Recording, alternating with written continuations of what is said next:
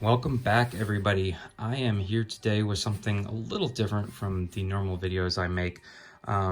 This is not going to be a how-to video. It's not going to be an unboxing video. I already did that for this game. This is really just sharing some knowledge with those of you who are still waiting for your game or getting ready to play your game, or even are knee-deep in your game and feeling like it's impossible. So these are just a handful of tips and tricks that have made playing the game easier, or strategy tips for helping you survive in the world of Avalon a little bit longer. So again, these are just a few tips and tricks that I have come up with and would like to share with you regarding playing Tainted Grail, Fall of Avalon from Awaken Realms. Okay. The first tip that this really is, especially for people who are playing solo, or for anybody. I've seen a lot of setups where people put the map, put the player boards right in front of them and they sit side by side, and then they build the map out that way. I have found that the map definitely starts growing away from you, and even sitting here, this location that I just unlocked, especially with the menhir right there, is very difficult for me to see. It's difficult for me to reach to. If this was already pushed up behind my player boards, if say Maggot's player board was here and Arev's was here, I would have to be standing up and leaning over the table, knocking things over. So I would suggest, if you're playing with 2 or 3 people, separate yourselves and put the map kind of in between you. I guess it's really just for 2 people or for 2-handed, but I've been playing this solo, so stacking my player boards up here and then keeping the map all off to the side has been very useful. The other thing is, and this is pointed out, but I've heard a lot of people talking about making sure they sleeve these cards, because you're flipping them over so often to investigate them and explore them. All of the information that is on the back of these cards is found in your exploration journal. For example, we're on whitening right now, and you can see, I'm not going to leave it up here for very long, but this text that's in kind of the grayish box in the exploration journal is exactly to a T what's on the back of the card. So I basically, when I move to a card, I get out the exploration journal, turn to the right page, they're all in numerical order, and just read it from there. I don't ever flip these cards over. It just saves so much time, saves so much wear and tear on the cards. And the last thing, while we're in this shot right here, are actually 2 more things. One is that I have yet to, and I've been painting up my coins, trying to get the numbers to pop. I did not back the metal coins, but I hope to add them when the pledge manager opens back up again. But I have been using, these are 12-sided die. If I could find like a 10-sided or 8-sided, they might work better. But you can see these numbers are much easier to read from a distance, and you still put the coin in there, but then the coin gives a nice spot for a small die like that to rest. So that was one that's really not necessary, but it just has helped me a lot. The last thing I have found, especially so this doesn't become a table hog, is picking up one of these. This is a business card holder. It's just a cheap plastic business card holder that I got for like $5 on Amazon. I can put the link for you down below. And it basically is holding my cards in a much smaller footprint than having all these piles snaked around. It's very easy to reach out and grab these. They're just sitting right above my player boards here. I can easily see the colors of the encounters. I can tip my event, like when I have a random event, for example. This is the last one I dealt with. I just can set it up there so I can be reminded. If it's like a heavy gale or a nice weather, I can be reminded of its bonus or negative effects, things like that. So picking up one of those has been a really good call for me in helping to get through this. So next I want to talk about player boards and choosing your upgrades a little bit, because I made some big mistakes in my first playthrough. So we're going to switch over and take a better look at the player boards here now. All right, so the next thing that I have found very helpful in my second playthrough is really kind of paying attention to how I go about upgrading my character. You can see here that I've got some experience. I just finished chapter 1 with these two guys playing two-handed, and I have some options as to whether I can start filling in these gaps or picking more combat cards. And the first playthrough I found, I was really focusing on filling out these, figuring that that would make my combos easier. And you can see that, like, if I'm playing a combat card from Maggot here, and the only place I can link up is the practicality, which is like this, I don't know what that symbol is, like a fish eel or something, then I can't do it because he has no practicality, or like getting double aggression on Arev. That might have been something I was going after. Or you can see Arev down here has no spirituality. But then I found that I still was getting into combat and diplomacy with Bjor and was still not able to, combat or link up cards, because I was always lacking the cards that allow you to connect. So I'm just going to go over a quick example here, because since I just I am about to upgrade a combat card for each of these characters. And so this is a brief spoiler for anybody who may not want to see these. Close your eyes, please. But these are part of your advancement pool, so you could look through these. This is not story related. You could look through all of these. Basically, when you upgrade a combat or diplomacy deck, you draw 3 cards and you get to choose one to keep. So let's see here. This is Maggots, which is leaving me with an interesting choice here. This one, the Rite of Whitening, which you can see is a Maggot specific card. Actually, all 3 of these are. This one is super powerful.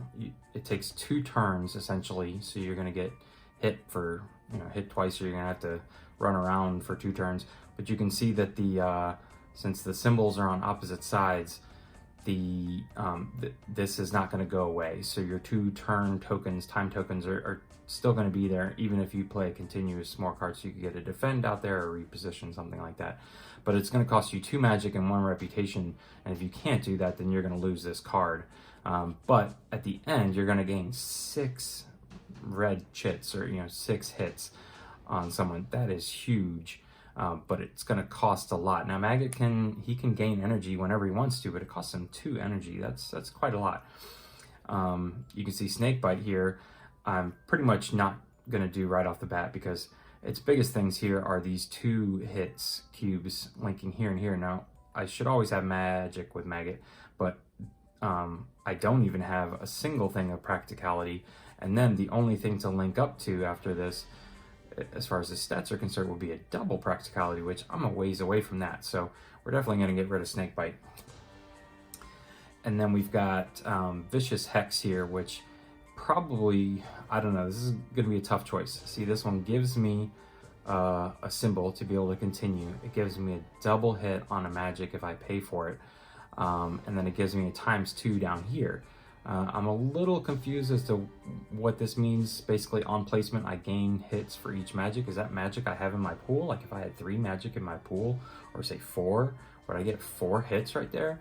So this may be something I may look to Board Game Geek or some FAQs or something like that to see if I can get some clarification. But this is the one I'm leaning towards because it's got this symbol. But one of the things you have to remember is if it's got this symbol, then it's not going to have a red cube. At least I haven't seen any cards that have both the symbol and the red cube in the same space. So this symbol right here is essentially useless at the moment for Maggot because he has no practicality. So he's never going to link up right here. So if this lightning symbol had been down here, this would be a throwaway card too. So that's just something to consider there. Arev's deck here makes a lot more sense as far as what I'm going to choose. So here's one of Arev's specific sewing. It places 3 charge on this card, or 1 charge on any card in the sequence. I'm not really sure what the charges are for. I haven't seen anything where he uses charges, so this one's out. And then I've got these 2, an Ingenious Trap or Entangling Trap.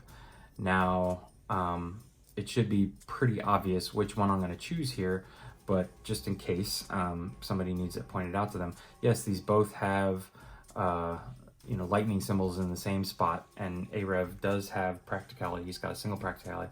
But you can see to link up then after that with Ingenious Trap, it's either going to have to be with double aggression or double practicality. Right now I have neither of which, whereas Ingenious Trap not only gives me the opportunity to possibly pay a magic or link it up with practicality. I'm going to lose my bonus spot, but that's okay. And then it's going to give me these 3 options, which are all singles, so a lot of options to link to this card.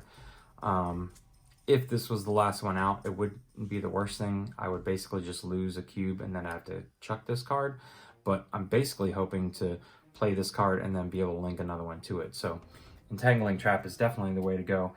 And the whole point of my spiel here is that I am doing my upgrades looking for these symbols in a way to continue my